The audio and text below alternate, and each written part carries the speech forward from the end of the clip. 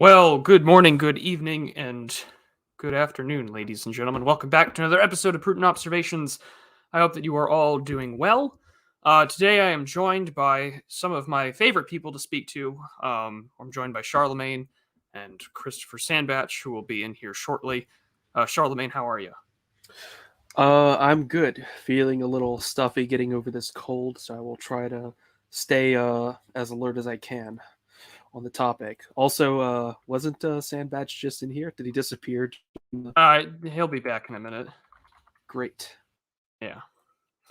So, I figured that I would bring some of my favorite people to talk to about world events and the economy. And there he is. Hello, Mr. Sandbatch. If he'll ever reply. Well, I had when you did your countdown music, I was like, I'm gonna make one tiny tweak to my setup, and everything exploded. Classic. Many such cases. Well, anyways, I had you on last week, Mr. Sandbatch, because we were talking about sort of how the geopolitical situation of 1910 kind of echoes in some parts of the world rather well. And now we're sort of seeing a rather big shift, well, potentially a big shift in the sort of international stage. So earlier this last month, at the second to last week of March, we had President Putin and President Xi Jinping have a meeting together. Quite a few documents were signed. I figured that we would take a look at those and what this might mean in terms of the ongoing war in Ukraine, the discussions over Taiwan, and just sort of the international system as we know it. So are there any initial takes that you two gentlemen might have that you want to share? Well, I looked over a lot of the articles on this subject, as I was saying before we started, and it seems like one of the main fears in the mainstream, or not fears, but one of the main predictions is that China is basically going to be dominant over a weakened and sort of prostrate Russia. I think that's a bit of an exaggeration, but I do think for once the media is correct in that China is going to be the dominant partner in this new Asian economic bloc that is building, if only because they're not actively at war and being cut out of Western markets. China, unlike Russia, has the ability to operate in all the domains. It can still do business with the West, and it can still build this alternative economic bloc that it'll be the dominant player in. So China is in a really good position here. Sandbatch?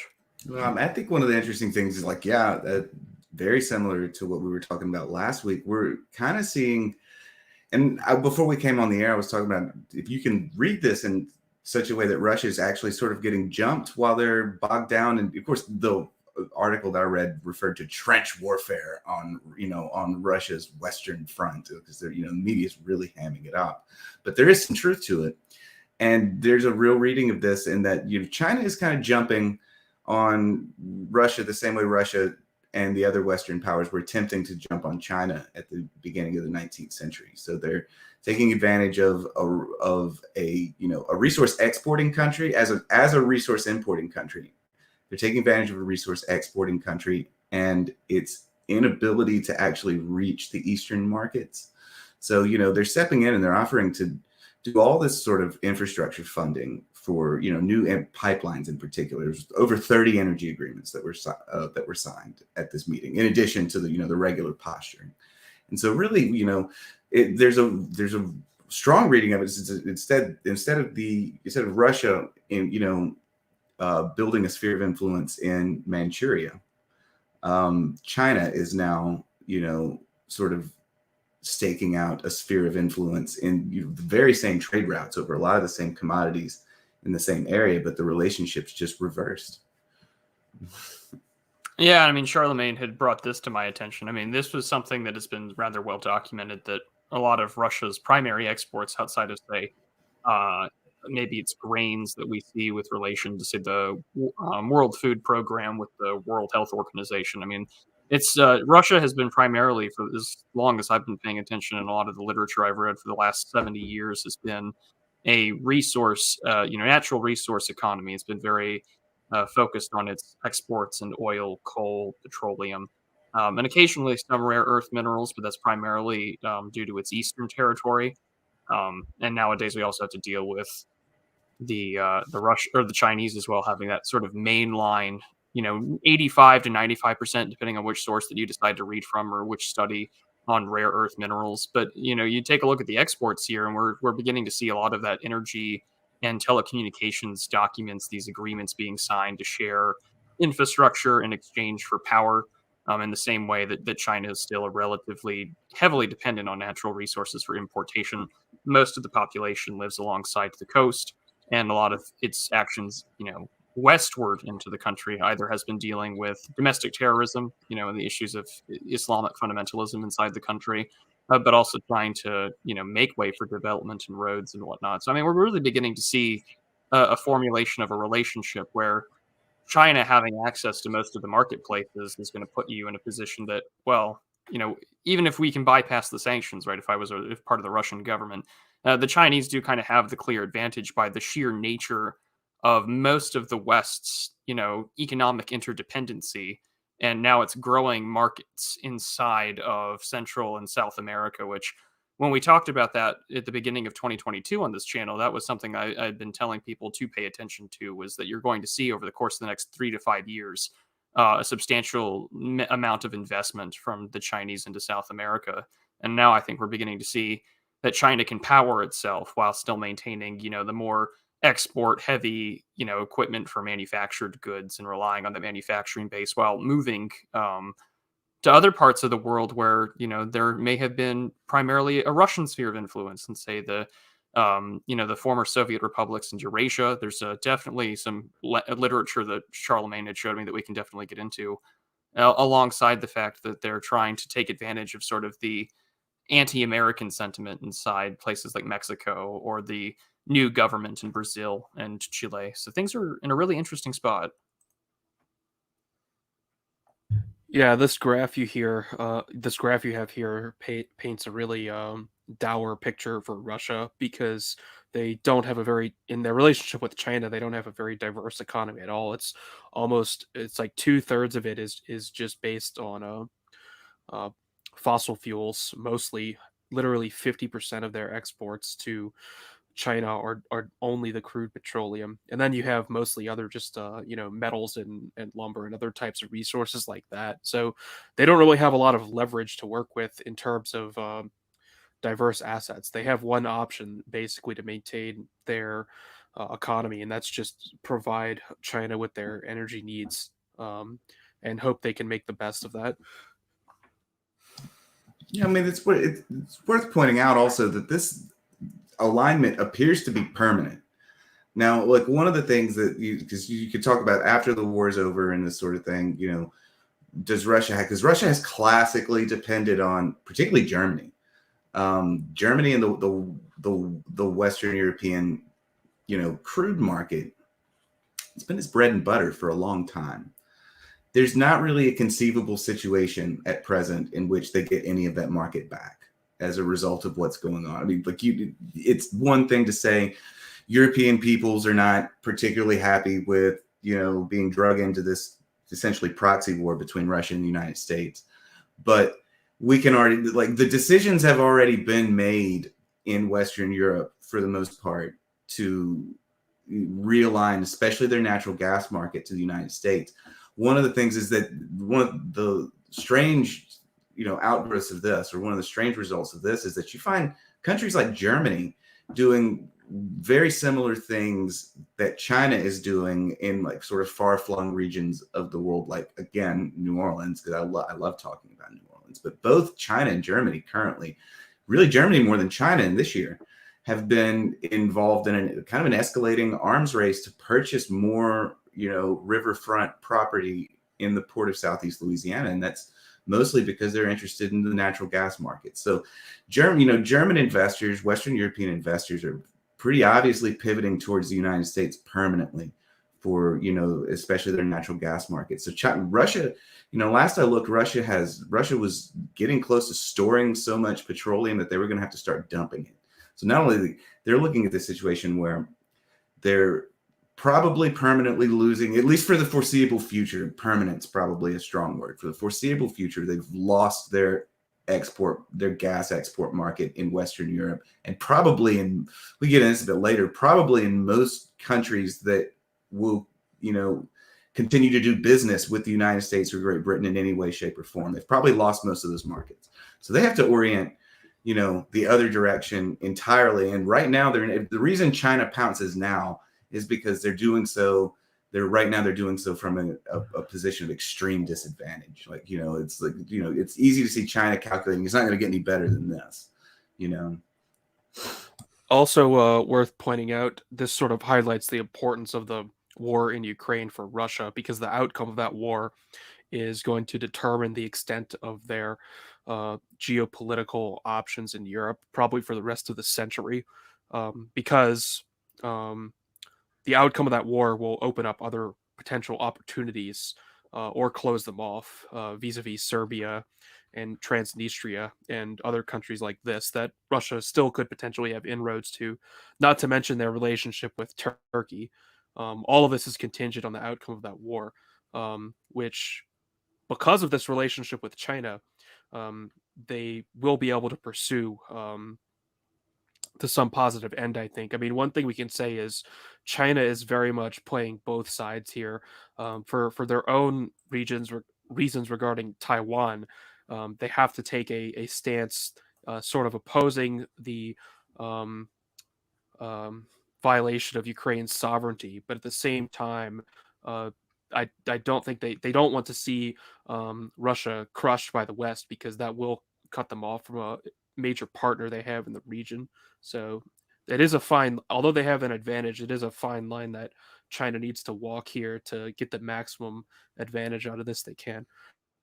Well, and the other thing I wanted to also consider when we take a look at, a natural resource exporting country, especially things like petroleum, coal, and natural gas, is that there are a multitude of historical reasons for why this war is happening, in terms of just the sheer history of how borders have changed throughout Europe. I mean, I was sharing this in, I think, one of our group chats, that I was reading this like 1912 text on the political and cultural history of Europe, and it was talking about, for like the longest time, the Dnieper River used to be the border between like Poland and then sort of and Russia, as it started to emerge as a more westernizing power, and looking towards Western Europe and its engagement. And the other thing that we should also consider is the energy inside of Ukraine that I think, sometimes gets overlooked in the midst of sort of the cultural and historical stuff here. But according to the International Energy Agency, Ukraine has roughly 90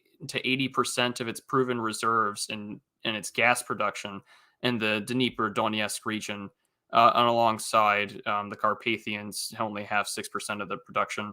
And then this also means that ongoing offshore, drilling has also happened in the shallow parts of the Black and Azov seas. And so you look at where this conflict has been playing out. I mean, you're seeing a significant portion of its viable ground for natural gas and resource extraction sort of being laid to waste as part of ongoing conflict in the war. And then I think the other important thing when we talk about like Western Europe and its backdrop, and what I was reading earlier, was that in the midst of all of these ongoing, protests inside France, anytime things get really bad in a Western country, the head of state usually makes a foreign trip in order to avoid the damage at home. And President Macron will be visiting China this coming week, sort of a balancing act with his ongoing pension protests, but also, he does have international ambitions. And at the same time, we're seeing the German government, which has recently gotten some flack from Beijing as of recently from another German minister visiting, especially in a visit to Taiwan. The German opposition parties and their leadership are saying that we need a coalition, like everyone in the Bundestag needs to sort of understand that, we can't jeopardize our relationship to China in the future, and we need to be providing more productive and effective ways to talk to them. And so, like, things are really moving in an interesting position where we have the ongoing sanctions regime. China is also understanding that it is dealing with the U.S. operating on sort of this two-front stage where you have its ongoing support for Ukraine, but also at the same time, we've had the press talk about memos from the United States Air Force general that said that we should probably be prepared for war with China by 2030.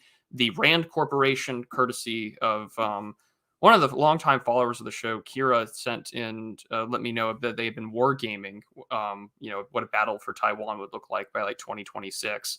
And so that's when you get articles saying that, Japan is increasingly concerned about, alongside the United States, I think it wasn't a joint statement, but both had issued them rather similarly, that they're very concerned about China wanting to increase its nuclear arms capability, alongside Japan also stripping Russia of its favored nation status for trade. Well, what is China's nuclear capacity right now? It's like 200, isn't it? They got like 200 warheads or something. I don't know the number. I'm curious. It seems like something you would know. Well, they want to move up towards roughly to 1,500, but the number of Chinese ICBM launchers, according to the Pentagon, and this study is from 2020, is that, they want to have about 450 ICBM launcher silos by 2022. But the total number of that arsenal it varies. Some say it's about 150. Some say it's already close to America, close to like 2,000. So like 60s numbers. But even then, we were making way more than that. But they haven't had a nuclear test since the 1990s. But that doesn't stop them from trying to hybridize their platforms for weapon development. I'm just imagining the entire Walmart version of a nuclear arsenal. It's terrifying. I don't think the small size of their nuclear arsenal actually matters that much either, because China doesn't seek the type of global hegemony the U.S. has. They have more than enough nuclear missiles to handle their what is the South China Sea?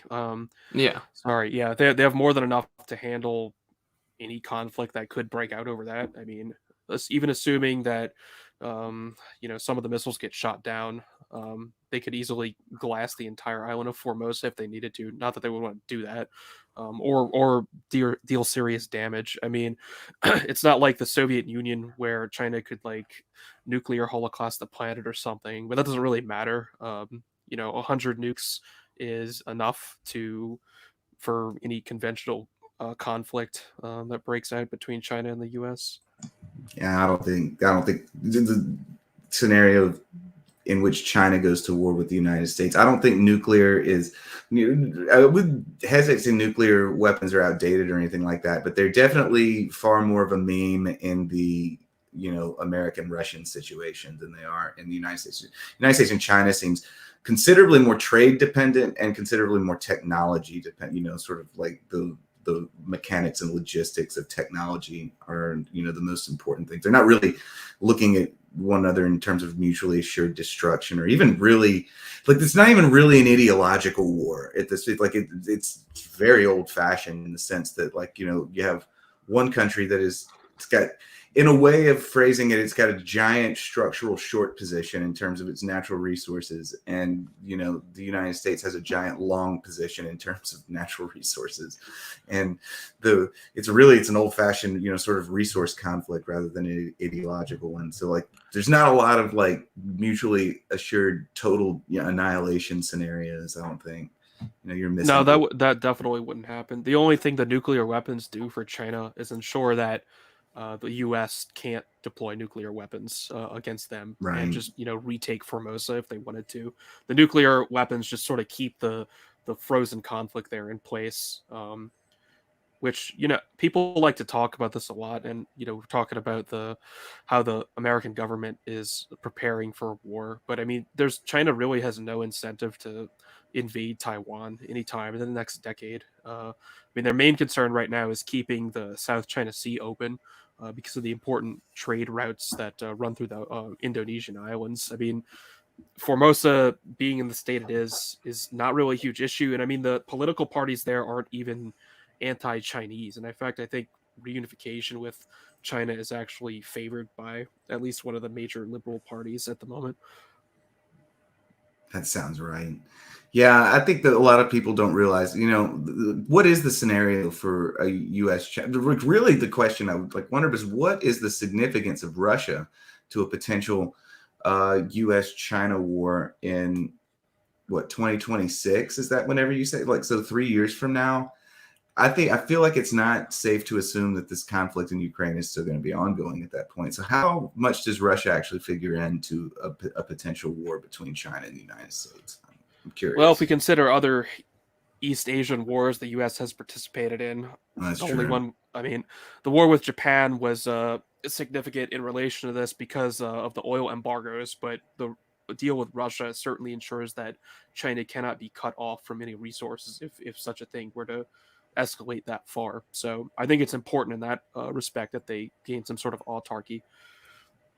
Yeah, that would be my concurring opinion. Is that if you have access to coal, natural gas, and refined petroleum, or even unrefined, right, that gives you a pretty sizable ways and means to keep a war machine going without suffering the same way that Japan did, lack of oil resources and manufacturing.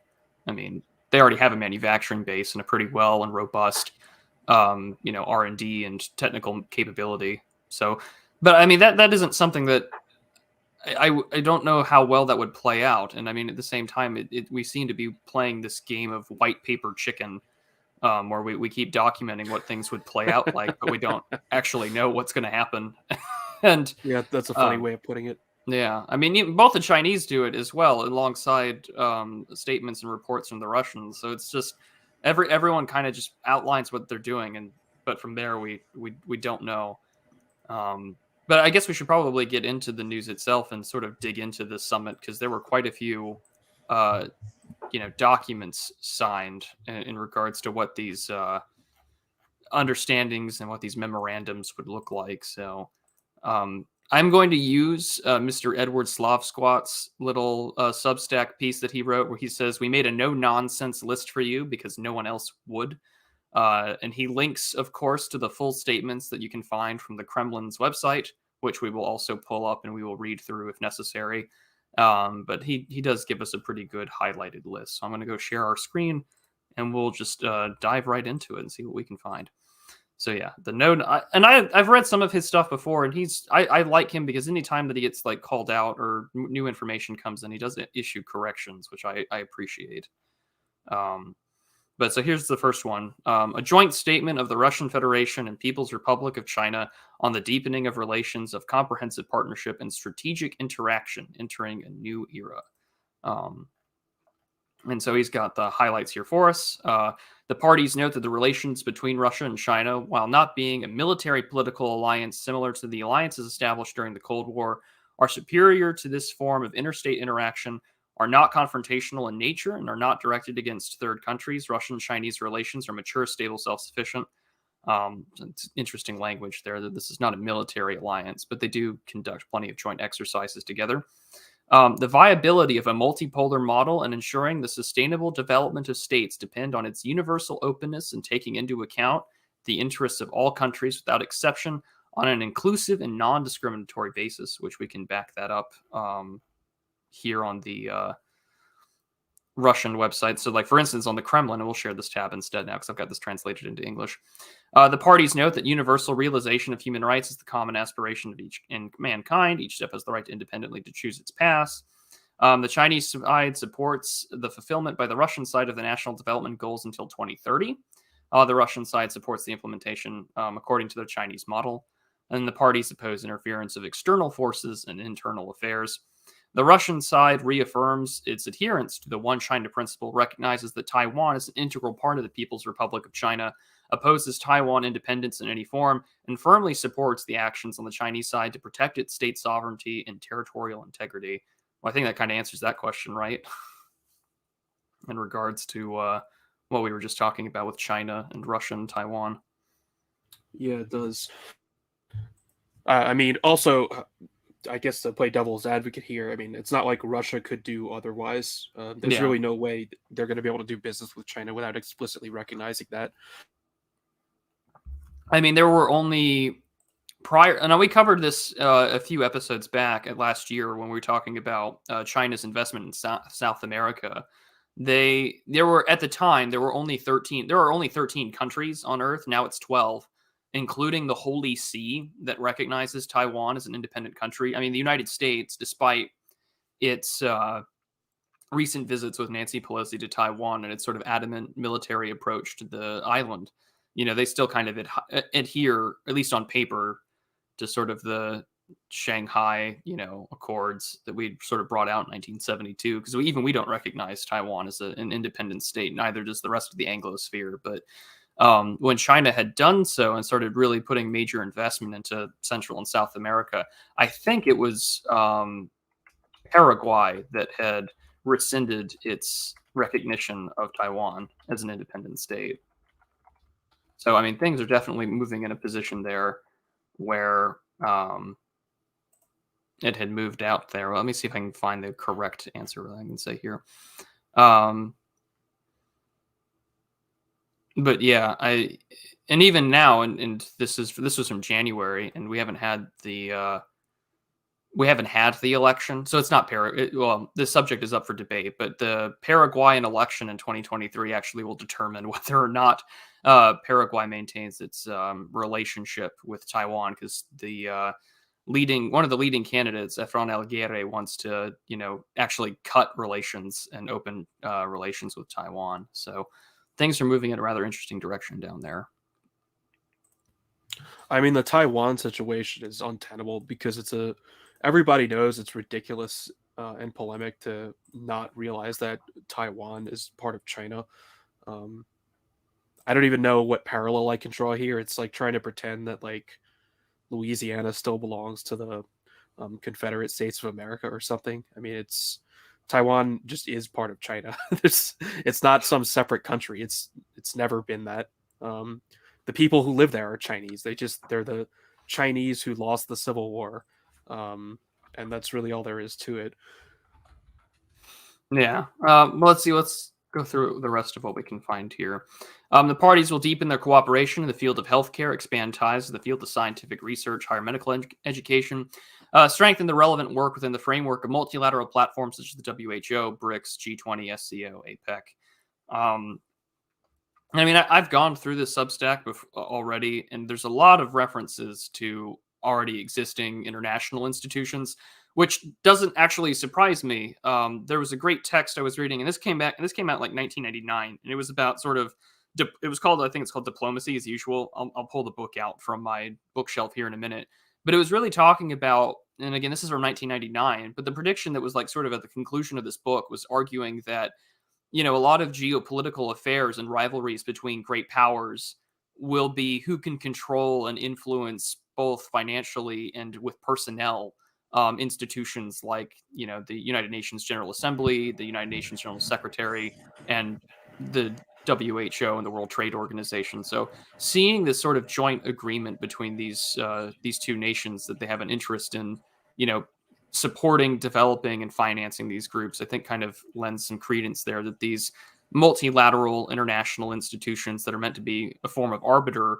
I mean, again, we know that there's no such thing as a value-free institution, and that they're never going to be neutral institutions. So whoever can man them, fund them, and ideologically influence them, that's going to play a major role in the world stage for diplomacy. And you can always see that when the United Nations General Assembly votes on something. Like the initial condemnation vote, you had like 35 nations like India, South Africa.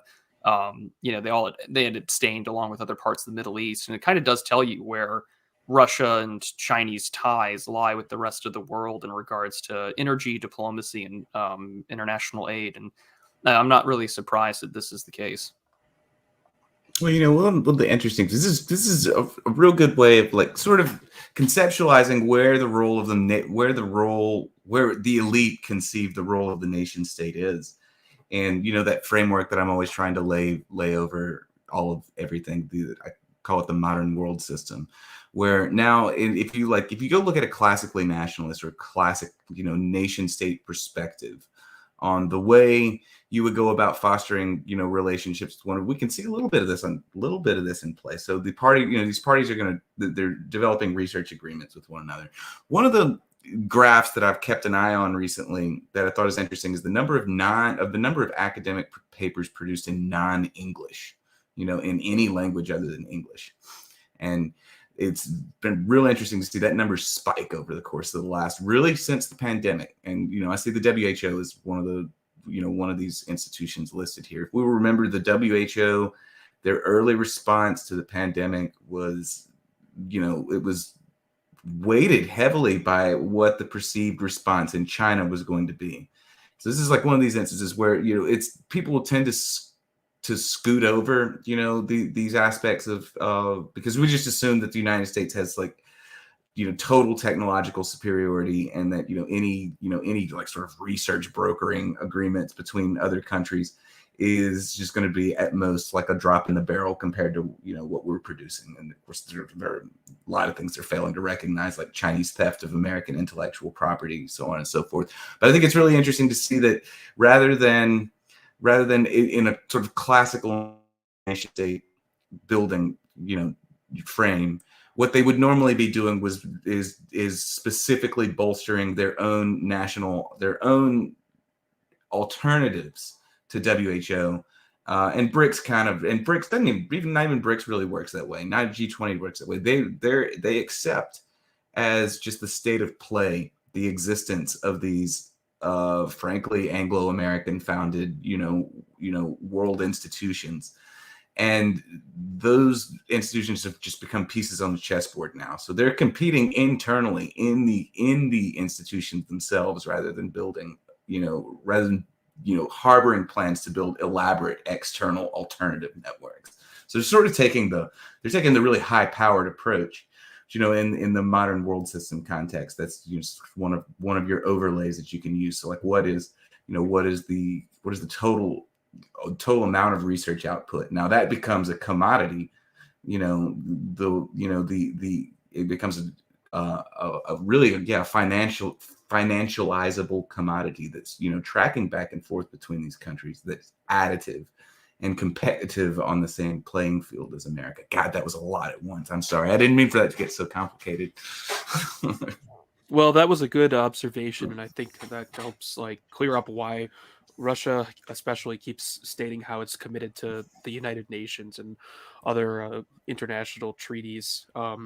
And it's because it's a much smarter move to work within these systems than try and build like a direct, obvious competitor. These somewhere in here, I think we went over it already. It says that they're not trying to build like a competition between. They're not aligned against like any other country, namely that would be America. They're basically just trying to work in this cooperative mode with the rest of the world.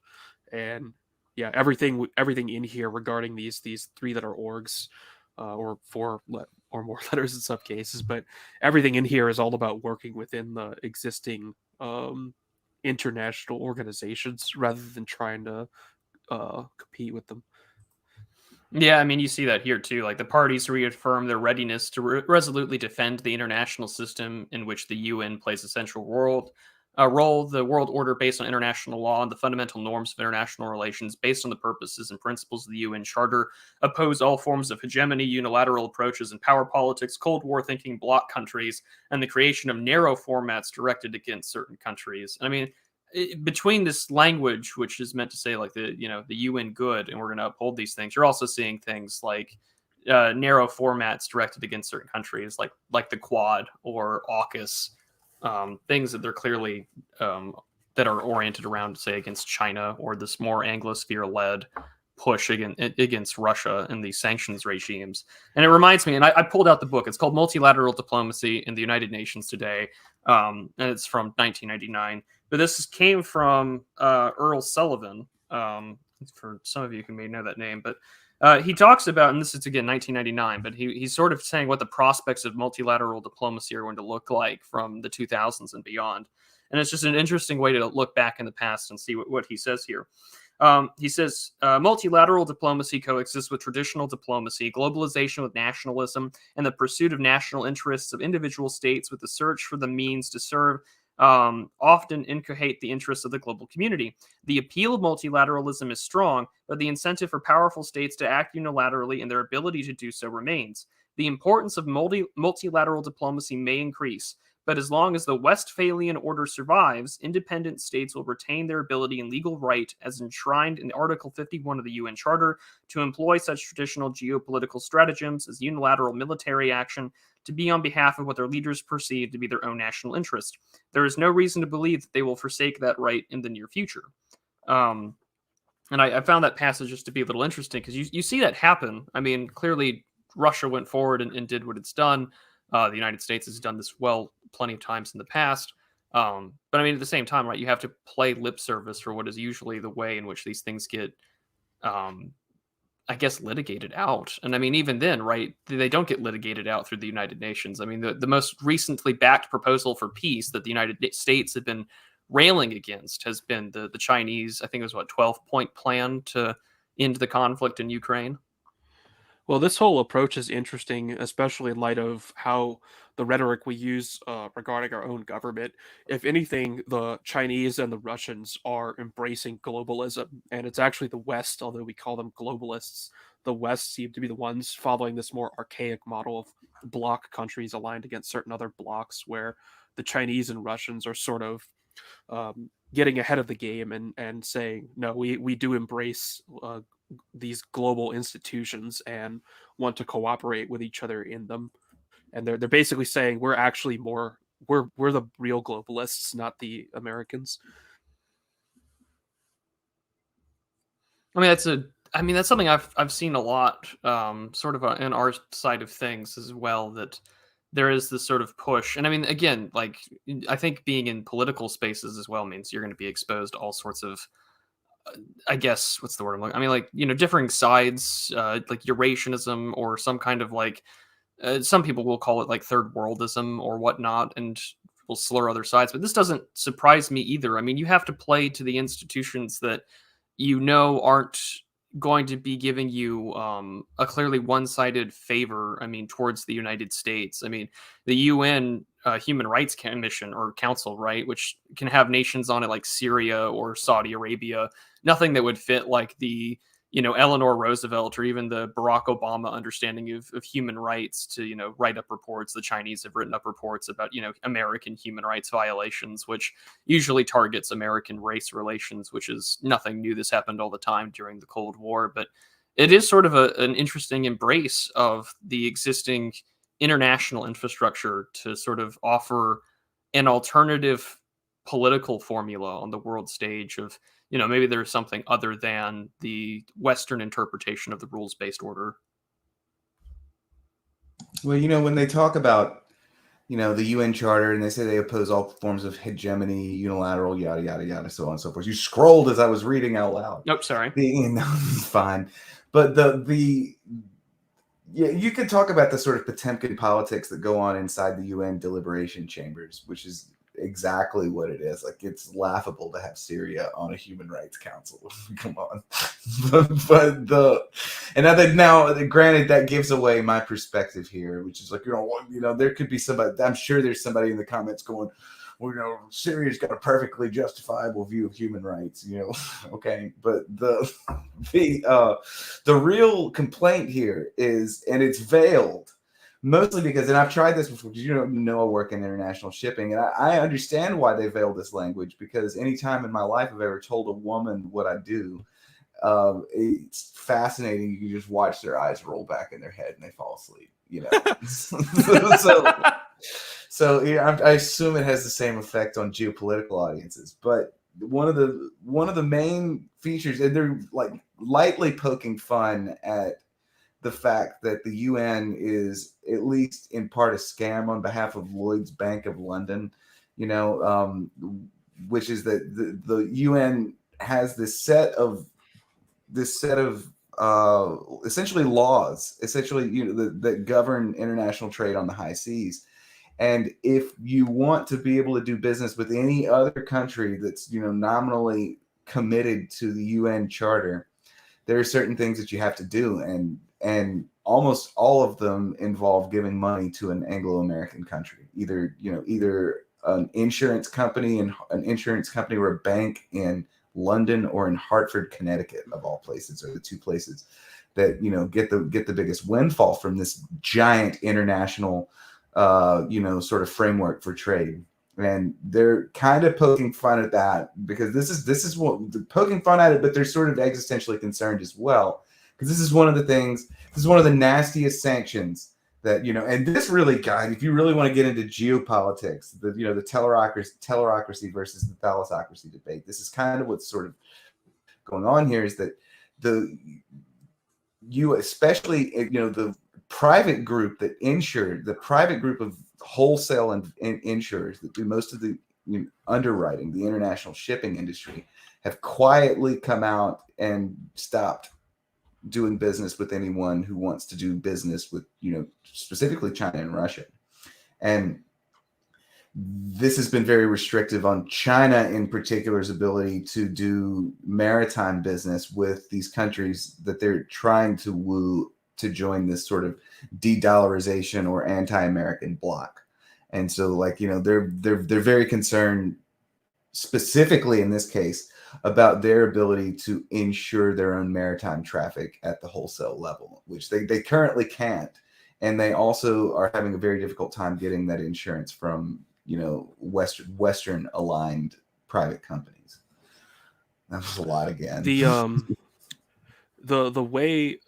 The way this is all framed is interesting too, because you see them talk about how we're for human rights everywhere, but also we're against interfering with the internal issues of other countries. And when you put that in the context of some of China's human rights issues, you're just like, huh?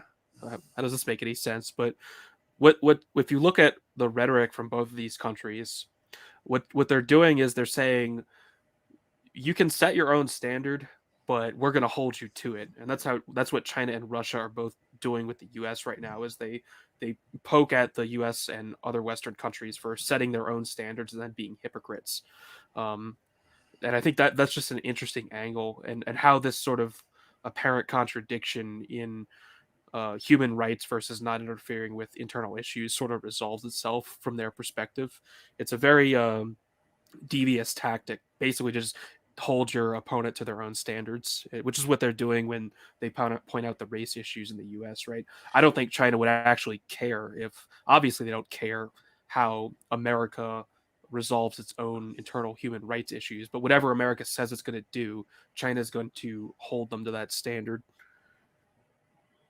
We're certainly going to try. Now, the reason I brought up the insurance thing, though, is because this is, again, like when I was asking, what is the relevance of Russia? What is the relevance of Russia to a possible war scenario between the United States and China?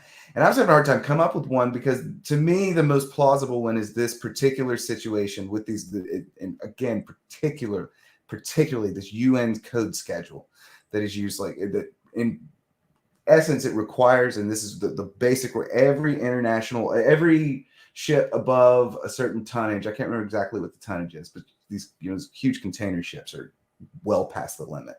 Anything that goes on this has to be insured if you want to be able to do any business at all with essentially American aligned ports anywhere in the world.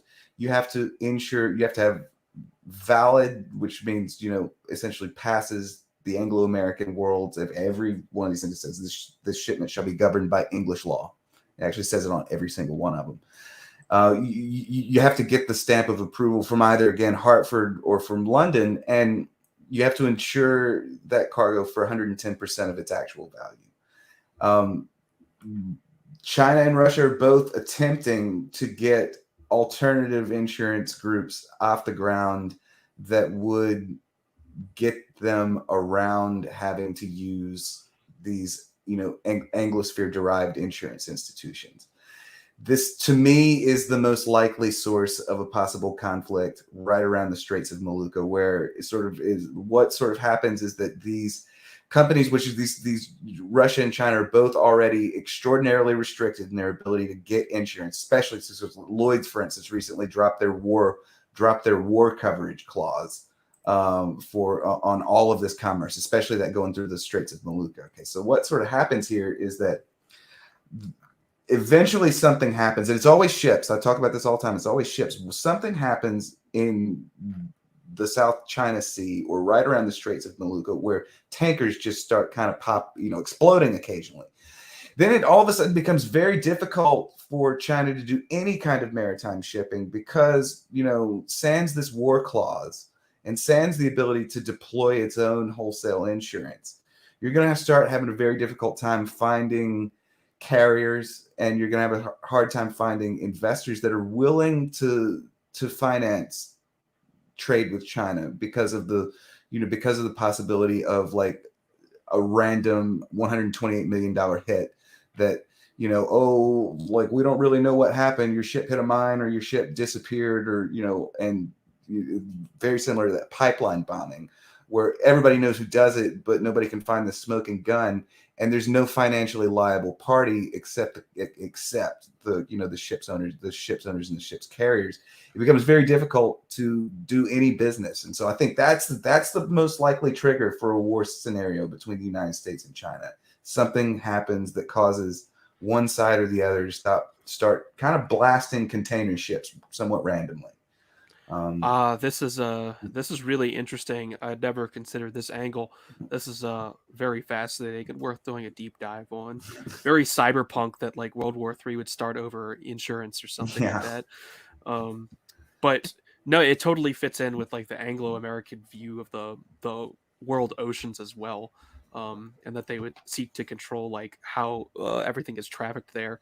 And yeah, you could see the United States or allies like sponsoring piracy basically in these straits in order to basically tank any insurance companies they do manage to spin up as well and make it financially untenable.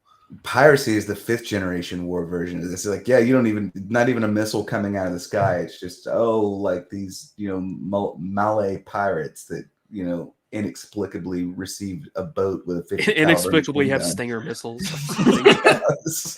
We're returning to the 7 Years' War, where we're going to start giving letters of marque out if you don't have insurance. No, we are.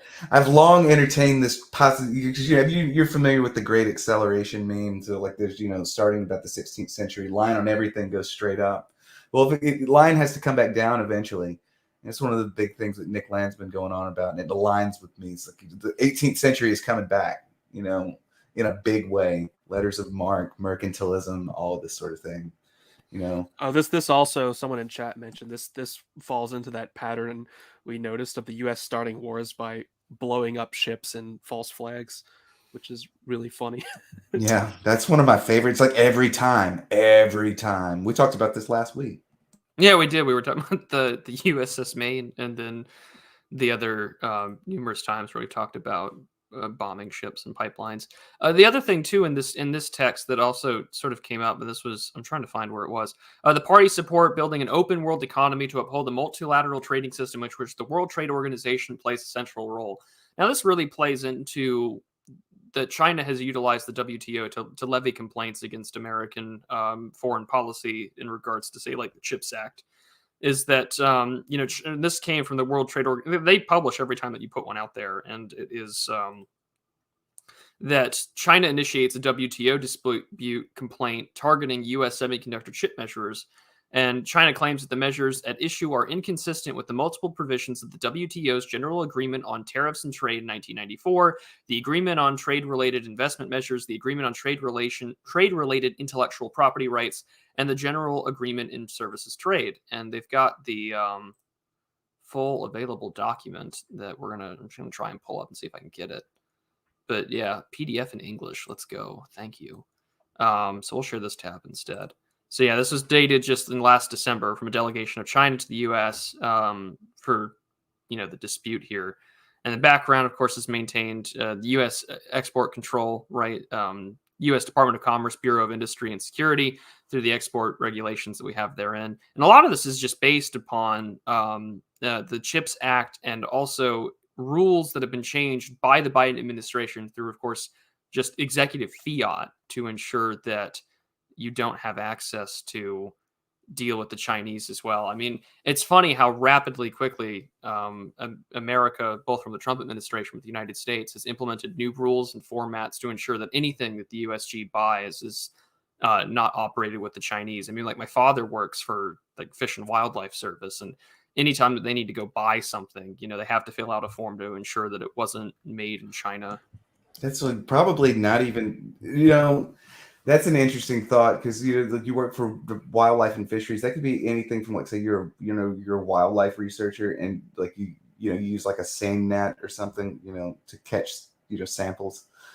That same net can't be made in China anymore, and I'm sure almost all the nets are made in China. What net wouldn't be made in China?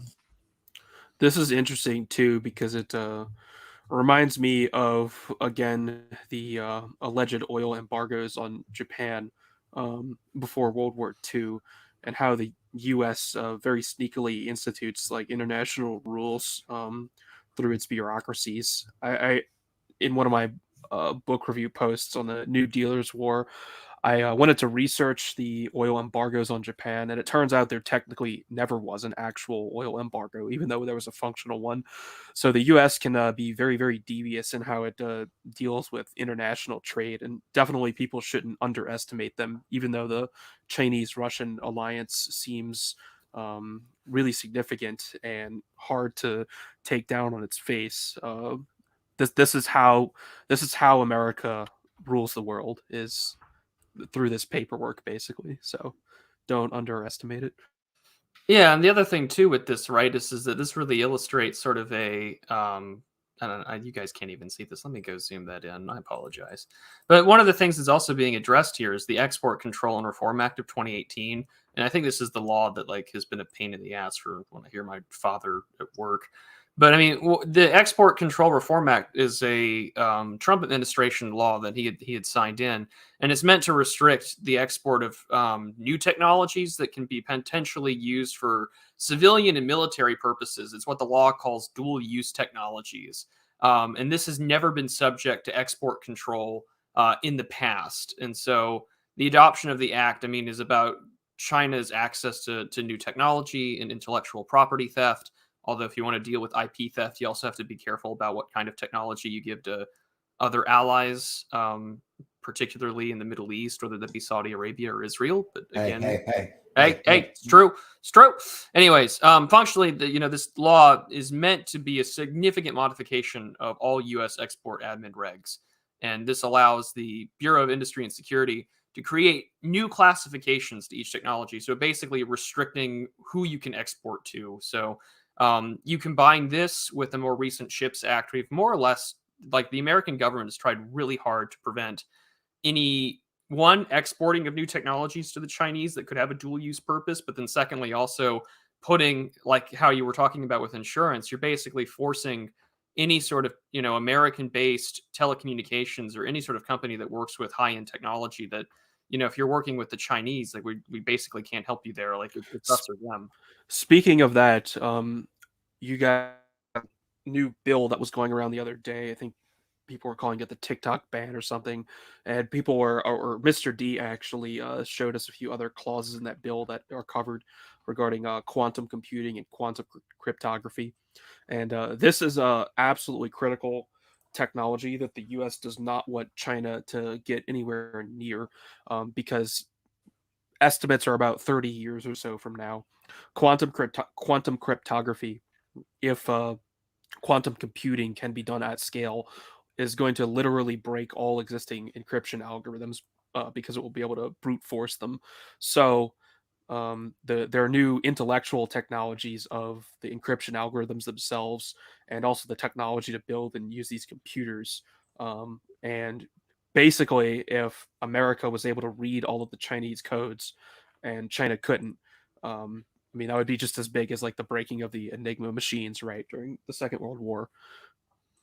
Well, and the thing about the law that they're currently debating about is that it makes it very clear that this is meant for not just China, but I mean, we provide a definition for foreign adversary. So I'm actually going to bring the text of the law on screen here so we can. Oh, yeah. You thought we were going to just break down the summit, kids? We're going into everything. Sorry, fellas. This is a high-powered autism stream. Only the best here on Prudent Observations. But, foreign adversary. All of this is connected, right? Oh, yeah, absolutely. It's all interconnected, man. Nobody's even said de-dollarization yet. I'm like, we're 57 minutes and nobody has even said the word de-dollarization. We'll get there. We'll get there. But yeah, foreign adversary, that means any foreign government or regime determined by the Secretary pursuant to Sections 3 and 5 to engage in a long-term pattern or serious instances of conduct significantly adverse to the national security of the United States. And this includes Cuba, Iran, North Korea, the Russian Federation, Venezuela under Nicolas Maduro, and the People's Republic of China, including the Hong Kong Special Administrative Region and the Macau Special Administrative Region. And so this is also regarding to what we want banned, right, in regards to the specific bits of computing: equity, stock, security share, partnership interest. Partnership interest, like, this doesn't even mean that you're an actual one, just that you're interested in being a part of it, right? That's going to be subject to this law. Very that's the clause that says we can stretch this one to mean just about anything we want it to mean. Yes. So yeah, I mean, and it's the thing about this ongoing relationship of the United States and China is that the Biden administration has more or less kept the course, and if not strengthened outright, under the Secretary of State's office, its antagonism towards the Chinese.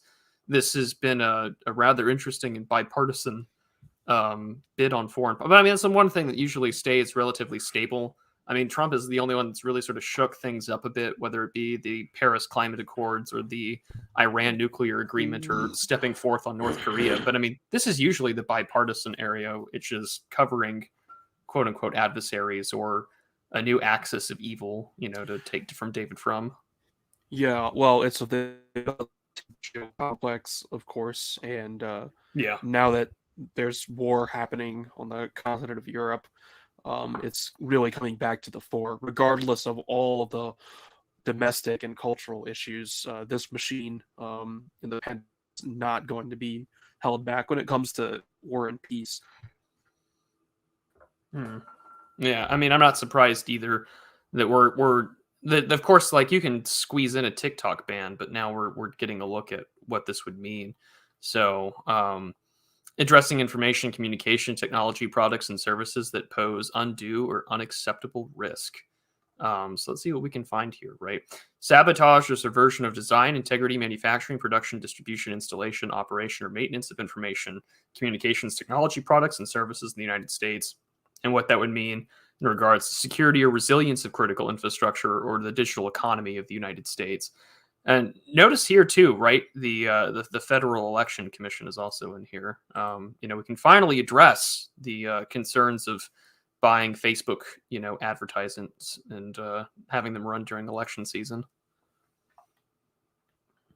But yeah, I mean, none of this actually particularly surprises me. I mean, these are things that, if you read the book, Think Like a State, these are the things that you would want to take care of to ensure that if we're going to increasingly see a highly digitized economy, and we're now beginning to look at things like quantum computing, and we talked about like dual use technologies earlier, right? Like, we have ChatGPT-4 accessible. I would just assume that what's publicly accessible right now is probably 5 to 10 years behind what is not publicly accessible or what we don't have access to in regards to classification.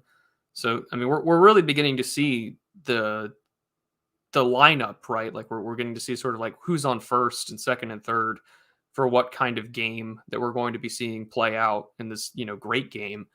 And again, you're talking about, for instance, Sandbatch, like insurance, what we can export, what's subject to control, what are we not wanting to have besides additional reviews of technologies and imports.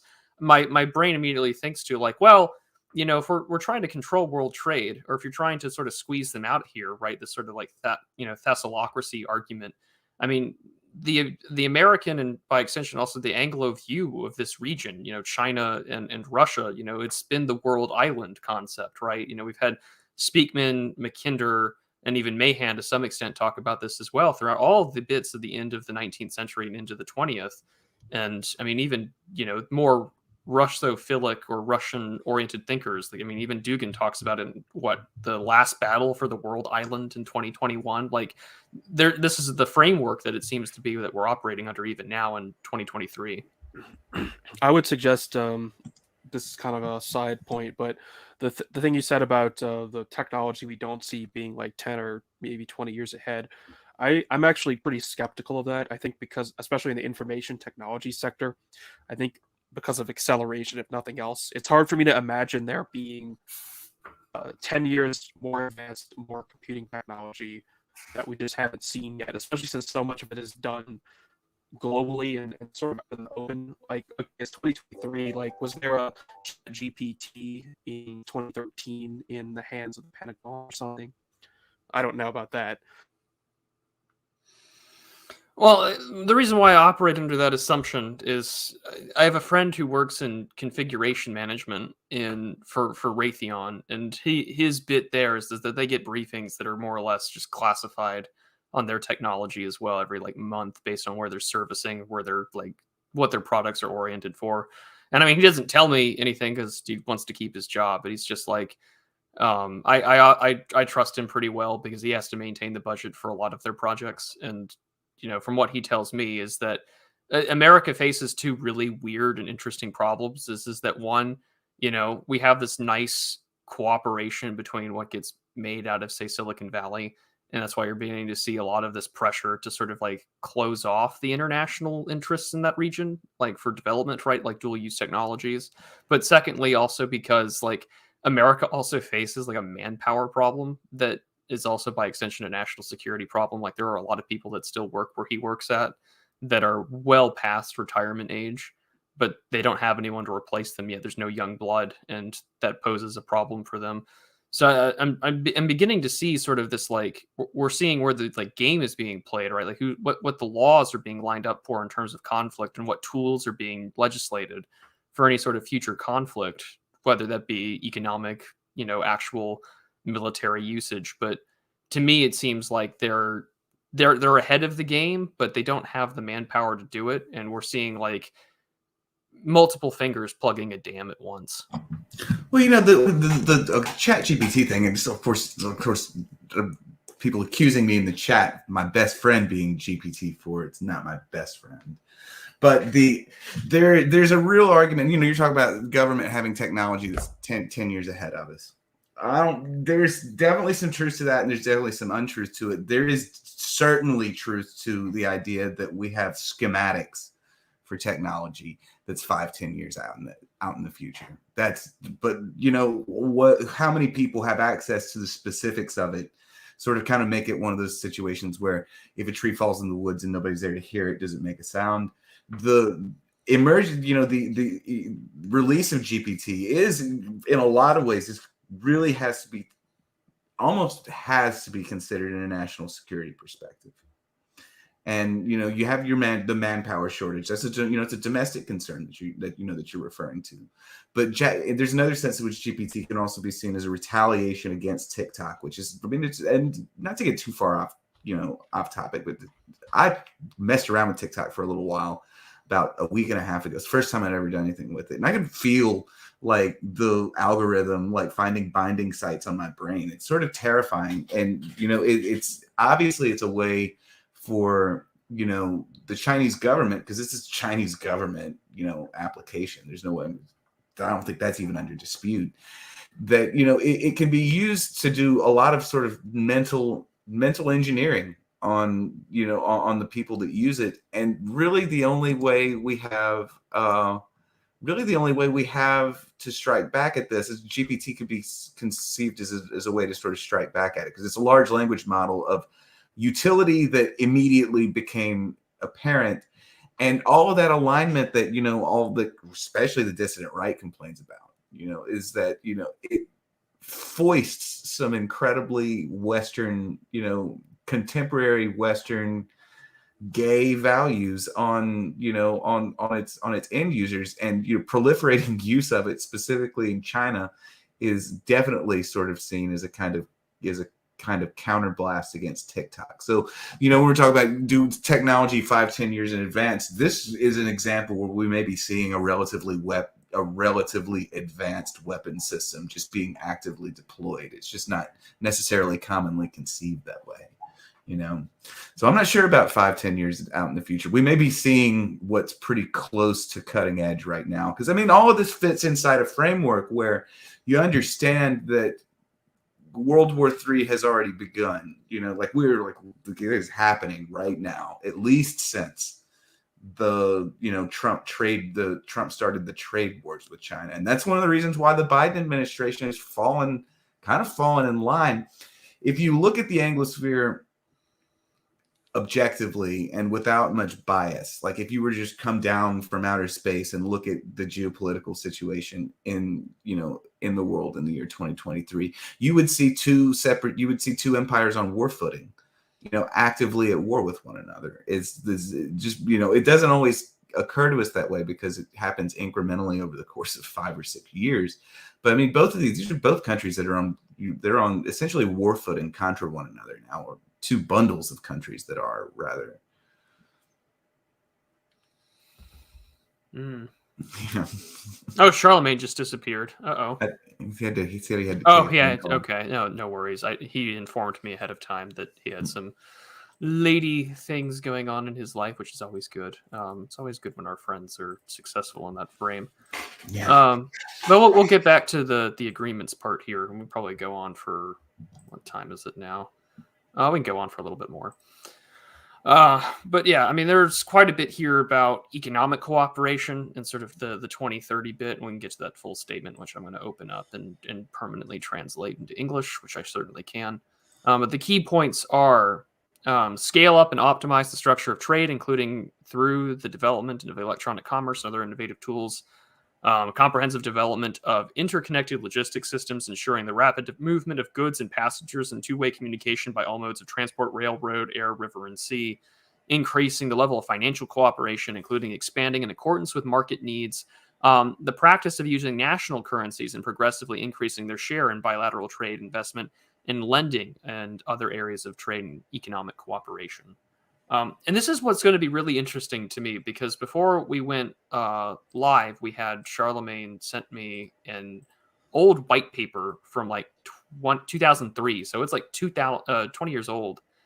And it was talking about, and we'll just go through it because I think this is actually really interesting to go back in time and share this. I'm going to zoom in so the audience can read it. From the Naval War College in 2003. Why Russia and China have not formed an anti-American alliance. This is from Richard White. So I wonder if he's still kicking it and doing stuff. Still at Georgetown. That's like, no, it's Naval War College. Yeah, like, but he's at the Hudson Institute now. Yeah, he's still around. Pinging around the NGO ecosystem. That's where the money's made. Yeah. And I mean, this has been his, like, good God, look at this. He's authored several books and monographs, including The New China-Russian Alignment, Critical Challenges to U.S. Security in 2022. And we go back all the way to 2003, and here we are. So fun stuff to go through it. But the thing that did kind of catch my eye was the issue over, like, the former Soviet republics and also China's interests into the Afghanistan, the Chinese-Pakistan economic corridor. So I'm going to start here. The Russia-Chinese economic exchanges not involving arms sales have also grown during the last decade, but much less dramatically. Russian consumers, unable to afford newly available but expensive Western imports, initially showed great interest in acquiring cheap Chinese products. The Russian government, besides desiring to satisfy this demand and help China generate income to purchase Russian arms, has also sought to entice Chinese investment in the impoverished Russian Far East. A member of the Russian delegation visiting Beijing in March of 2000 explained Russia wants to balance its trade with China so that it does not depend so much on military sales, and it hopes to attract Chinese investment into Russia. Although most Chinese investors prefer more enticing opportunities in Southeast Asia, Chinese merchants have eagerly sought to sell goods, including food and services, to Russian consumers. I mean, interesting how that's kind of changed, because we go back to we can consider, right, energy to be a dual purpose sort of military thing, but it's not explicitly arms. I mean, China's has sort of its own bit there with regards to weapons, but really it's India now that has bought a ton of Russian military equipment and arms, which has also hampered our relationship with India with respect to the Quad. 2003 would have been before a lot of China's sort of domestic high-tech manufacturing had come online. That's a long time ago now. When you think that's shoot. Yeah, that's a lot. It's 20 years ago. Yeah, it's 20 years ago. But I'm thinking like God in epical terms, because there's not really the only real good comparison for how quickly China has emerged is how quickly the United States and Russia emerged. And that was 200 years ago, and they did so considerably slower. It took them about a century, and it took China about, in my lifetime. I was like, kind of whiplash. I'm a peak millennial, and I'm used to thinking of China as like this poor backwards country that nothing good ever. I'm still not sure anything good ever happens there, but it's certainly not poor anymore.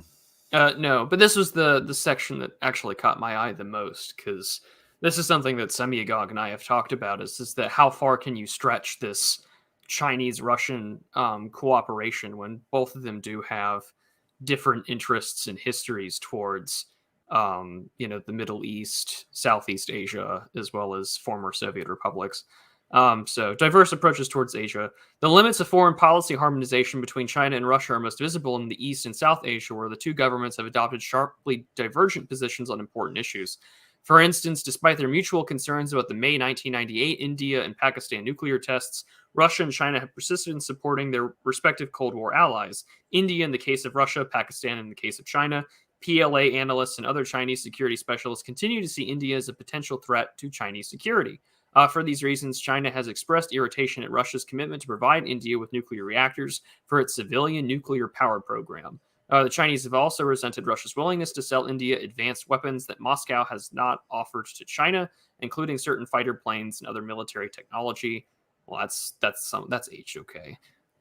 Russian representatives have reportedly urged the two governments to improve their relations, but with seemingly little effect. In July of 2001, a Russian newspaper reported that informed sources believe that the Indians have rejected through diplomatic channels an effort by one of the directors of the Russian aviation industry to involve the Chinese in a Russian-Indian effort to develop a fifth-generation combat aircraft. Well, sorry. I was just imagining what this plane would look like. Some of these things have aged kind of well. I mean, China and India still do not have the world's best relationship, although even India's relationship to the United States has been strained because of our sanctions regime on Russia, because they do enjoy cheap oil, natural gas, and arms that, and we threatened to sanction them a few years back for purchasing the S-400 missile system. I mean, I'm not surprised, although there has been since 2003. We should give Chinese and Indian diplomats credit here.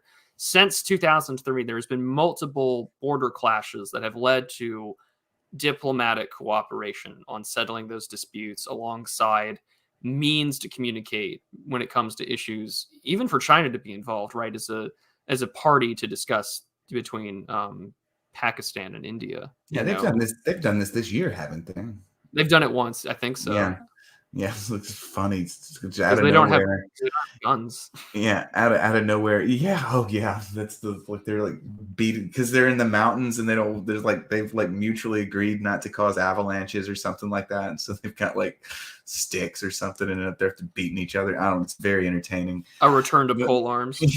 Yeah, but this is because he's really what he's pointing out here. And I love the framework of the Great Game. I love the framework of the Great because it explains so much to me.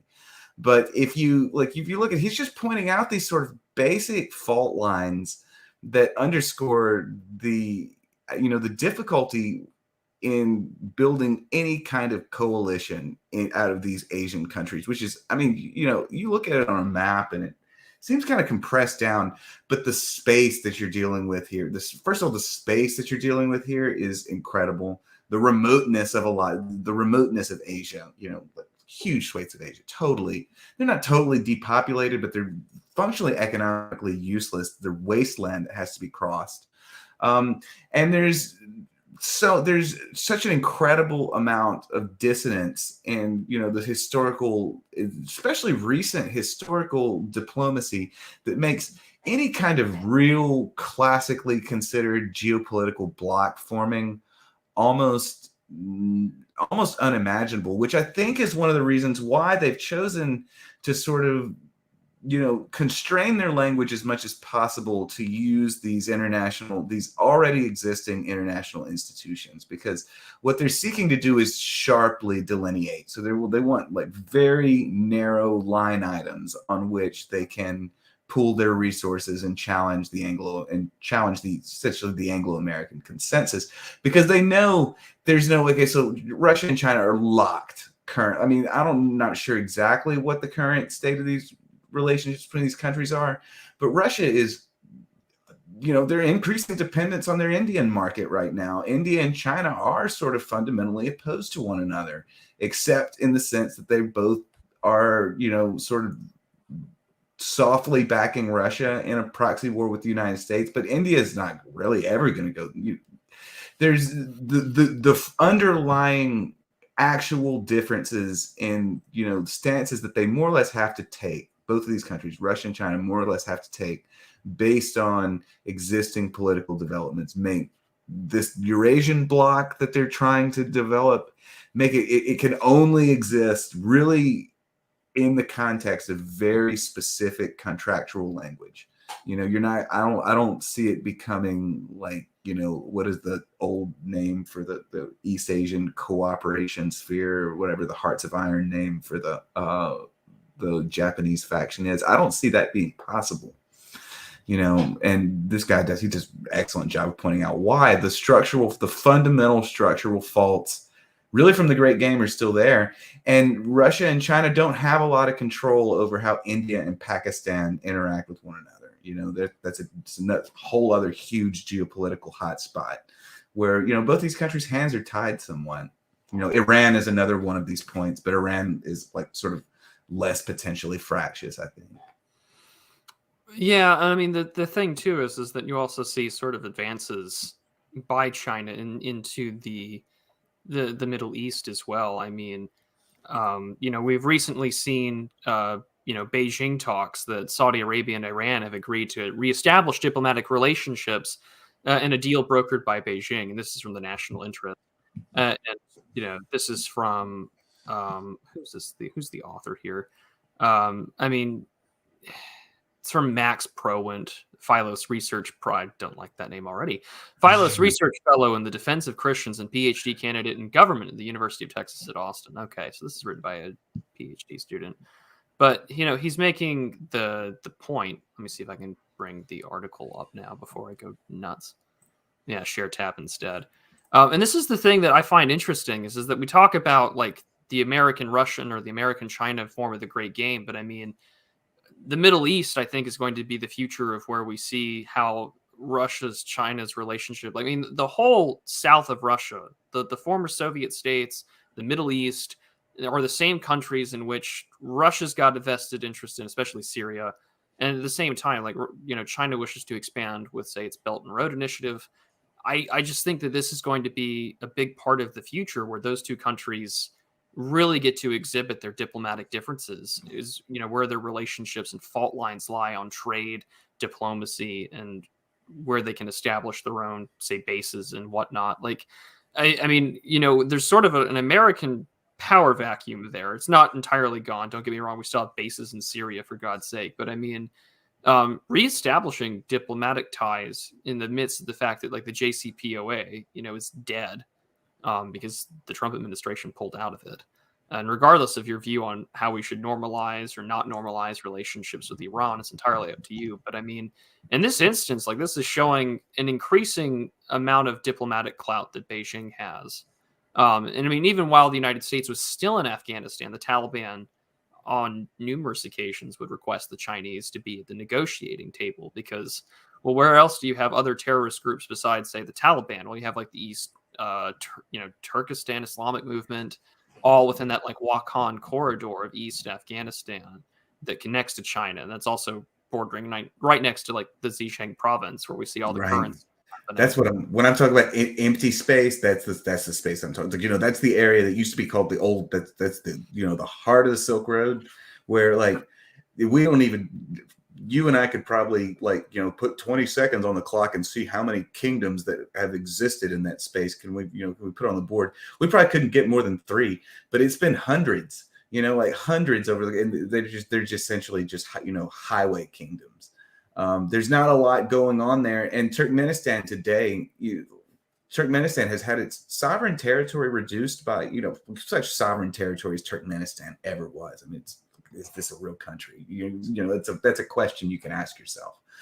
But it's had its territorial integrity reduced, you know, territorial, you know, like total reduced by more than 2/3 in the last decade, because from China, quote unquote, buying it. You know, okay, like I'm not sure. All of that seems sketchy to me. You know, like I'm not sure how participatory Turkmenistan was in this negotiation. I'm also not entirely, but you know, the ability to move across this land with goods. Again, I always go back to logistics because it's so important.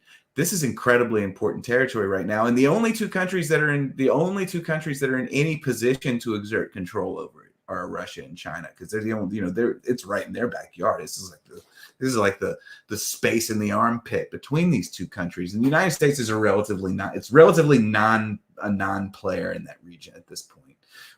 Our influence sort of picks up again along the, you know, the Lebanese coast or something, you know, like along the East Mediterranean coast, because we have our golem sitting there. But the what goes on in these other places, again, I'm not sure how long Russia and China can continue to cooperate, even over something as simple as negotiating who gets what rates to move goods through Turkmenistan, Iran, and I guess as Azerbaijan, and you know, all those little oil republics. That's one of the big issues coming up in the next 10, 15 years, because America seem to be sort of pivoting out of that area. You know, like we left Israel behind and said, you know, do whatever you can. You know, gave them some ammunition, said this is no more's coming. Well, the thing out of this, though, and this is again something I think we'll have to revisit in the future, is that, you know, we're seeing, I think, a real emergence of where these, like I said, those fault lines are going to emerge. I mean, I don't, and this is why I find this summit so interesting, is because, you know, you want to strengthen your economic ties in regards to energy exports, taking advantage of their advances in computing and manufactured goods, and the ability to create like prefabrication centers for advanced, like, you know, information technologies, things that the United States is also beginning to do from the CHIPS Act, and trying to encourage like the Taiwanese Semiconductor manufacturing company to invest in Arizona. Like, it's an interesting place where we're in right now, because, you know, yes, the Third World War is already being fought with, you know, mimetic agents manufacturing and insurance, and, you know, giving a huge, you know, creating our own munitions gap by giving a lot to the Ukrainian armed forces. But, like, you know, we're nowhere near done, and I'm just curious to see how sustainable this stuff can be. Well, then a lot of it depends on American cooperation to one extent as well, because we didn't, and we've been going for a while, so probably not going to get into it today. But we talk about the de-dollarization stuff, okay? You know, and that was the story that really we'd already decided we were going to do this show whenever when that announcement came out, that, you know, that Britain, China, and Brazil are going to, you know, start, you know, conducting trade in, you know, native yuan or whatever Brazil's weird currency is.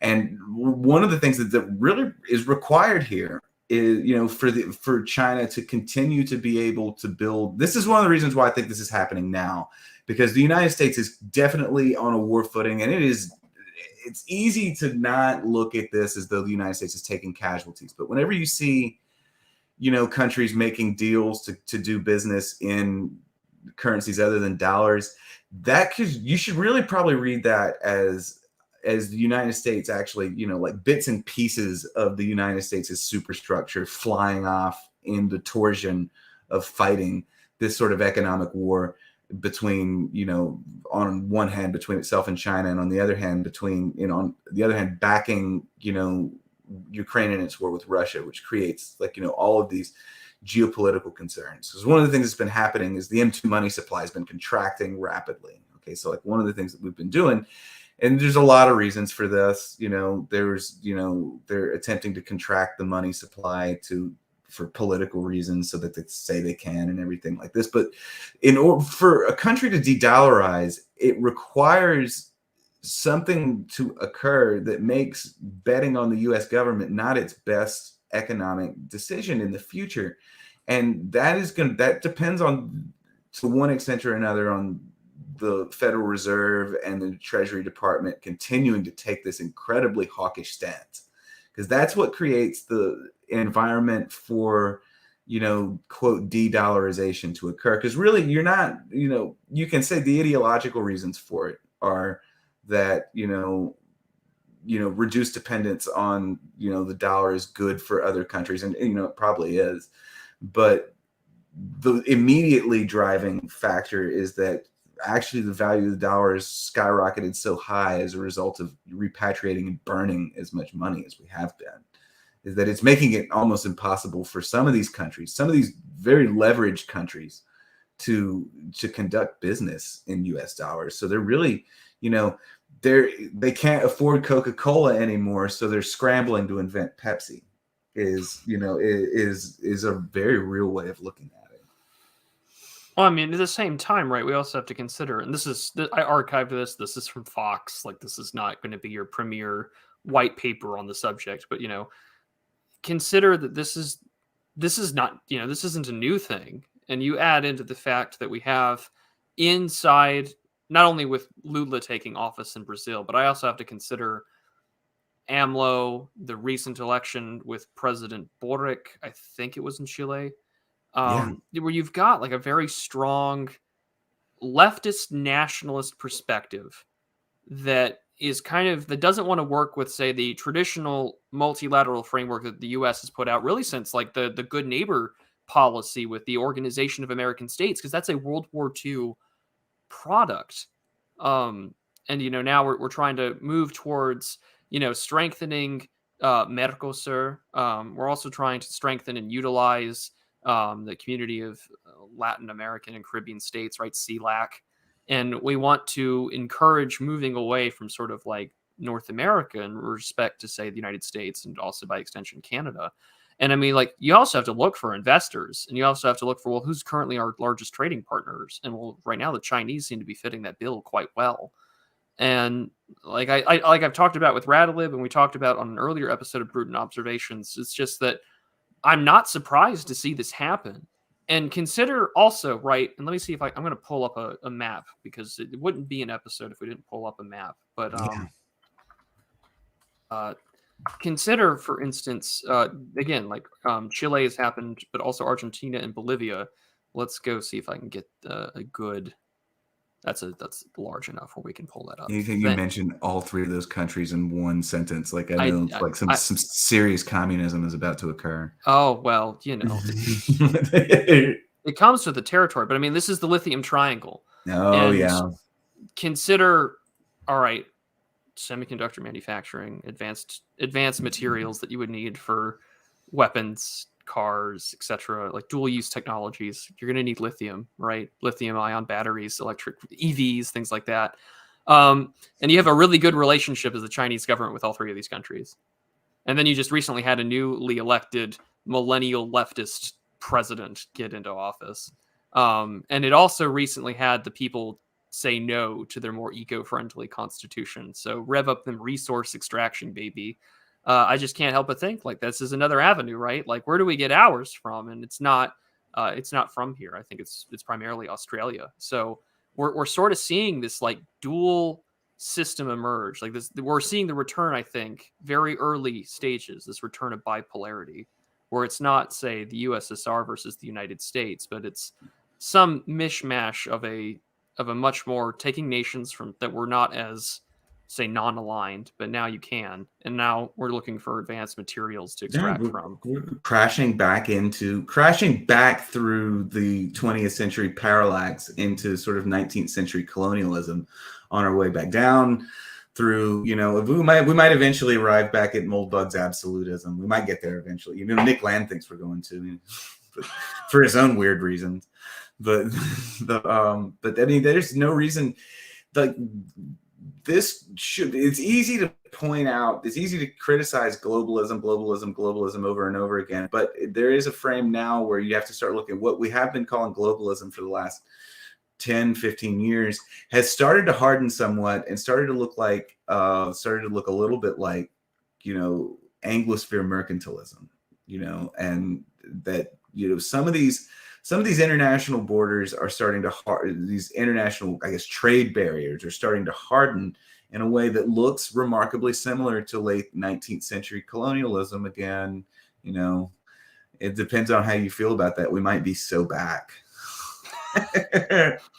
Well, to bring out sort of the U.S. State Department sort of view on it, because I'm going to just show us the Center for Strategic International Studies, since we're touching on de-dollarization instead, is this lovely article here. This common currencies about de-dollarization. So this is from like last February, but they want to launch a currency union, the South, and then on top of that, right, we get the Chinese sort of beginning to work with Apex Brazil, right? Like things are moving in a direction where the lines are being, really being drawn into the ground, and so. I for one am just very like the next like 30 years, they're going to be really exciting. Look what the last 10 have been like. The last 10 years is a real popular meme, especially in the dissident right. Talk about how like this is, I guess, since you say 2013 or so, that nothing has essentially changed. And I'm like, what? I'm like, we did. I'm not a fan of the not happening gang. Yeah, like we did a like potentially bioweapon pandemic of former presidents of the United States being indicted. Like stuff is moving. So for the last 10 years, probably the most exciting 10 years geopolitically since the 1940s. Maybe probably even since before that, probably since the 1910s. Like it's hard, I should write about that. It's just why history seems so much slower when it's happening than it does. Because you can look back on the last 10 years and be like, whoa. I mean, even that paper from 20 years ago, right? Right. Like, yeah. You just look at the relationship between Pakistan and India. I mean, it's still not great, but I mean, 1998 with the nuclear test and then the early like sort of clashes that happened not too long afterwards. What was the discourse in like 1999, 2000, 2003, 2004? It was about nuclear weapons. And like one of my favorite books is still The Proliferation of Nuclear Weapons, a debate renewed between Scott Sagan and Kenneth Waltz, because they talk about that a lot in the third updated edition. I think there's been 5, but I own the third, and they were just talking about that. And it was just like, it's a really unique way to consider that from, 23, 25 years ago, we were talking about, the fallout from the end of the Soviet Union and what that would look like, especially as other powers begin to access nuclear weapons. And now we're talking about, banking institutions, quantum computing, technology bans, and how you can utilize insurance documentation to stop international shipping. How that 2003 article, the way it read to me, I had the whole time we were going through it, I had this vision in my mind of like a 2001 Chevy Suburban. Think about like, wow, think about what Suburbans look like then compared to what like cars are now. It's like this, like, it's like you get this vision of like Chevy Suburbans and like Dick Cheney in like a real loose fitting polyester suit, dark sunglasses. Like that world is gone, man. Yeah, this world's gone. Yeah, that's the one. Now I was thinking about the one from even before that. So I guess it would have been the 90s. The one that was like the one that was flatter. But yeah, I mean, we're in a weird space. And I mean, I apologize if I'm not like fully on board to the audience, but it's just like there's so much to pay attention to, and I mean, this hasn't changed, but I mean, with information technology and the internet, like there's a million different things to pay attention to at once. And I mean, we haven't gone through the fullness of the summit, but I think to me the big takeaway is that there's a lot of times where these sort of agreements will happen because of exigent forces from the outside that are going to put pressure on you. And for instance, right now, it is how do two revisionist states, because that's what on paper Russia and China are, the revisionist states to the current hegemonic system that the US has put out since really the 1990s. If you want to go back a little early, I'd say the 1970s with GATT and everything else. Yeah. How do you want to, again, this has been the debate, because you go back to like 2008, 2009, 2010, there was a lot of like pop foreign policy books that were written like When China Rules the World, or What Do We Do About China? And you had three more or less interesting positions. And this is, of course, at the backdrop of the Great Recession. That was, we either cooperate with China, we confront them to maintain, hegemony, or three, we sort of like institutionally mitigate their rise through multilateralism. We did not take options 3 or 1. And so we're kind of seeing this weird policy of containment going, which is why I wanted you to come. And that's why I've been focusing on those Kennan lectures from 1950, because a lot of that is held up and aged in ways that I don't think people realize, because Kennan's main criticism throughout the history of this is that you have a modern State Department and a modern foreign service industry that we still utilize to this day, which got modernized in the 1920s. Yeah. And 100 years later, right, like one of the bigger problems that is outlined here is that on very rare exceptions, USG is going to be moving very quickly back and forth based upon how one policy impacts another region elsewhere. So you take the war in Ukraine, you think about energy, you think about food, and then you think about the fact that like 50 to 65% of all of the world's semiconductor grade neon is produced in 2 companies inside of Ukraine, which have been shut down since February of 22. And so that leads into reaction to what do we do with the Taiwanese semiconductor manufacturing company? What do we do with China? What do we do about energy? And so we get things like Nord Stream 2's destruction. You get the CHIPS Act. You get TSMC trying to get prefab buildings up here in the United States, in Arizona and Texas. And then we're trying to invest a shit ton of money into like Texas Instruments again. And it's just a very rapid fire back and forth. And at the same time, because all this stuff is publicly available, these meetings, these summits, this de-dollarization talk, these, disputes over diplomatic relations in the Middle East, all of these are very interconnected. And, if it sounds like we're all over the place, it's because we kind of have to be. Yeah. Well, this is one of the things that you say that it's all very public, and it is fascinating because the de-dollarization discussions, they happen on the same website that we're using right now, with smaller audiences, actually. Because I do that sometimes. This is the world. It's like the World Bank chairs this grotesquely overweight Mexican gentleman. And I'll sometimes because I see him, because Jerome Powell will go on, and it'll just be like exactly what we're doing now, except there'll be like 5 people watching instead of like 200. Which, I mean, you all have wonderful taste, but we're very thankful. Yeah. That is interesting. But yeah, all over the place. And I do appreciate your recognition, because it's real easy to lose track of. I guess it's one of those things. The boomer truth regime, I guess, will encourage. I've cottoned on to this phrase, and I just use it to mean whatever I want it to mean. I have no idea what it really means. but I'm just going to say it's the boomer truth regime. There's a tendency to want to focus on World War II, in particular. So there's going to be like this World War II revision framework that you see a lot of in especially dissident right thinking. But I like the one. It is not sexy, unfortunately. It's not sexy, but the great game is still the proper overlay. And these debates that have been happening since the 1950s in these journals, these defense intellectuals arguing back and forth with one another. We thought about 10 years ago that this world was kind of going away, and it appears not to be. And the same issues that were driving, the geopolitics of the 1950s and the 1970s are still sometimes in reverse order, sometimes in reverse case. So like now the problem was opening China before, now the problem's slamming the door back shut. But the same issues are still around. Nothing ever changes. Well, what's the old phrase? Nothing new under the sun. Yeah. Well, let me We'll revisit this, I think, next week, where I will cover this topic again. We'll go through it all, and we'll try and see if I can get Semiagog on with you guys as well. It's always fun when these are panel discussions, because like the insurance thing, you told me about this a few months ago, and I was like, I need to focus on that more. And I told you it's so well. Somebody in the comments said Zyhan's been talking about it. I'm casually pro Zyhan. I think he's kind of a spurg. And I don't consume any of his content. I've actually never read any of his books. I am reading one of his books right now. The End of the World is Only Just Beginning. Yeah, so that's it's a wild ride. Yeah, I essentially, it's my job is I like buy and sell spaces on these container ships,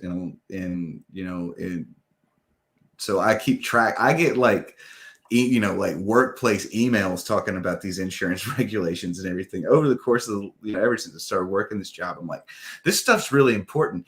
And, the reason it's really important is it's not insurance the way you think of insurance. It's not like, it's not like you're paying 20% on your car note. This is like wholesale insurance. It's coming down, and it's like, your the premium that's being paid is like 1.87%.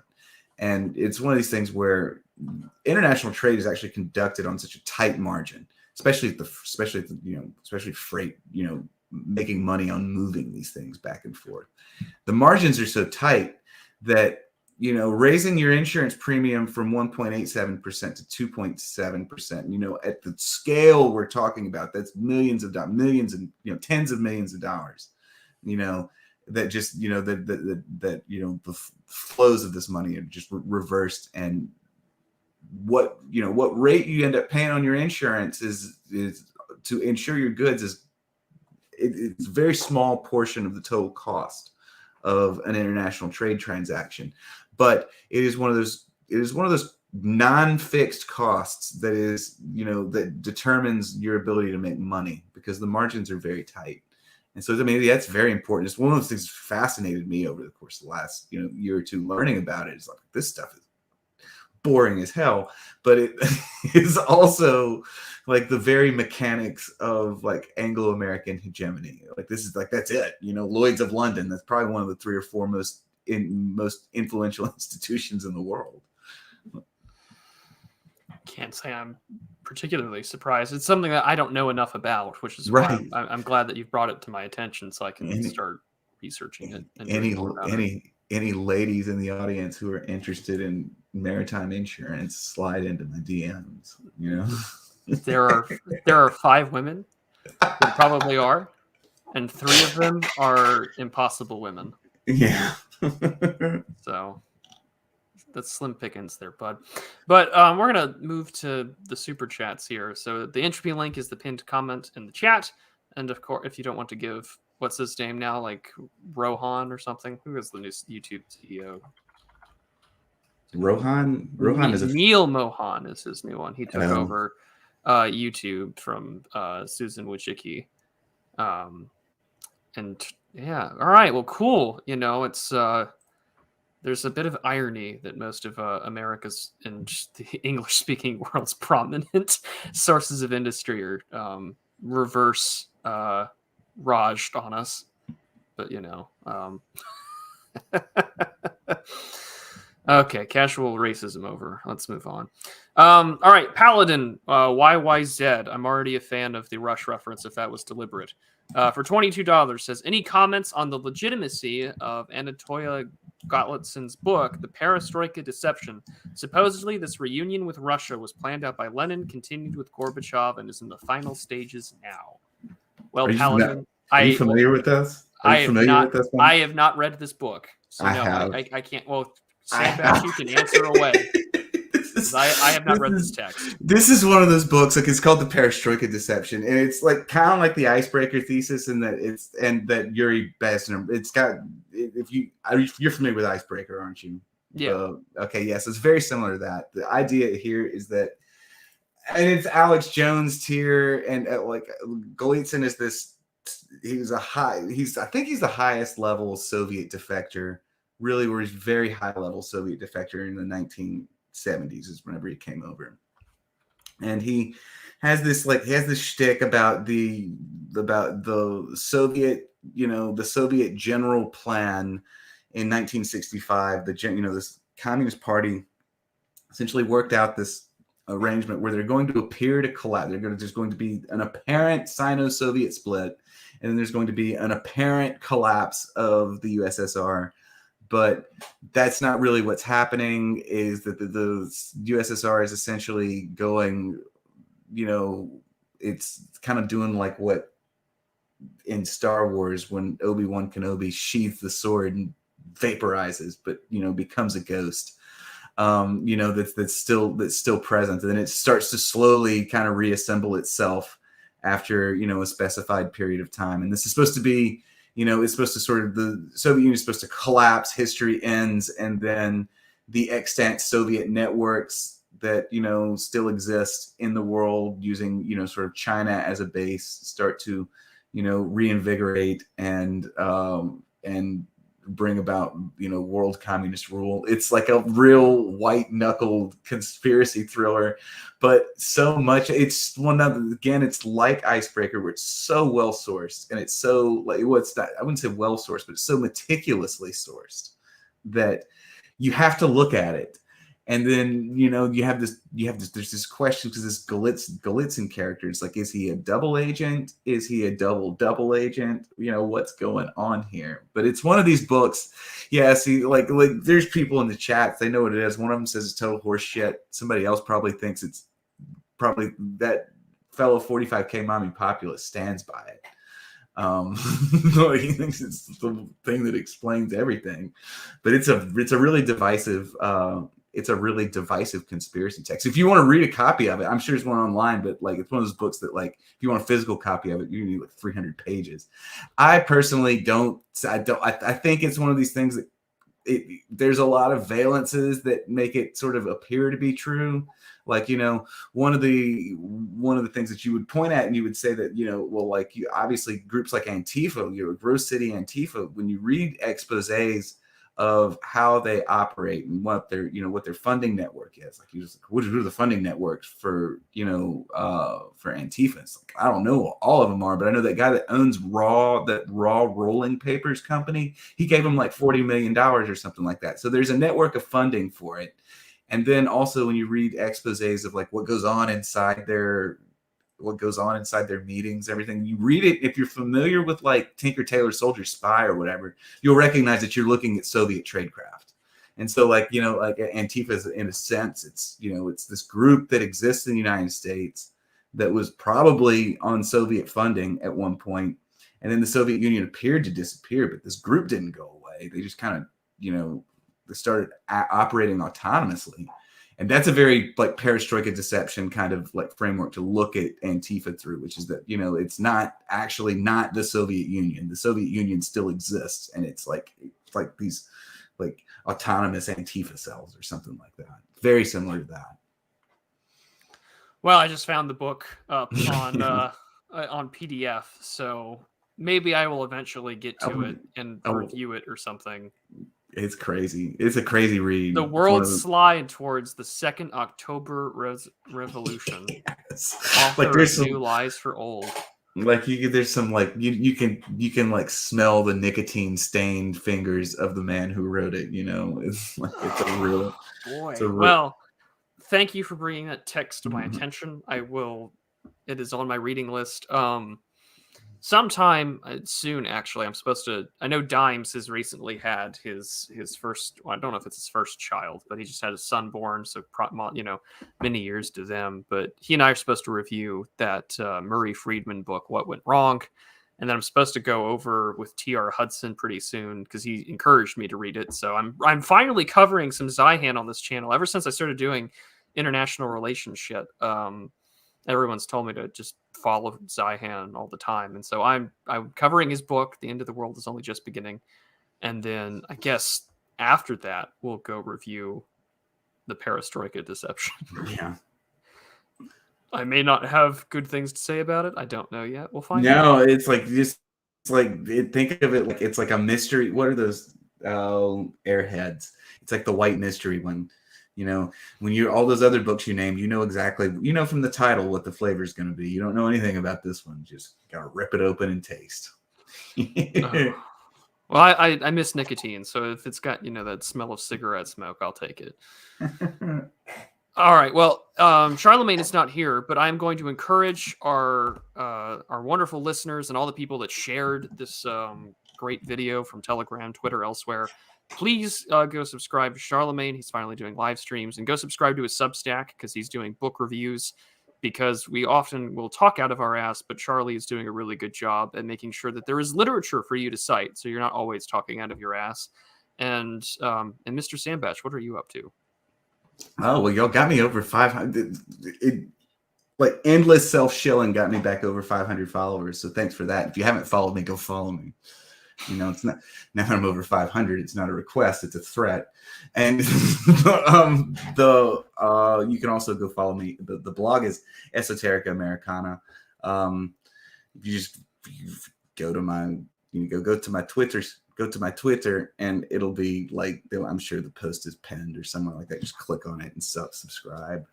The links are also down below in the description. Yeah, down below. I'm actually writing again. I did 2 last week, which I probably shouldn't have done, and I'm probably gonna have 2 this week, which I probably shouldn't do.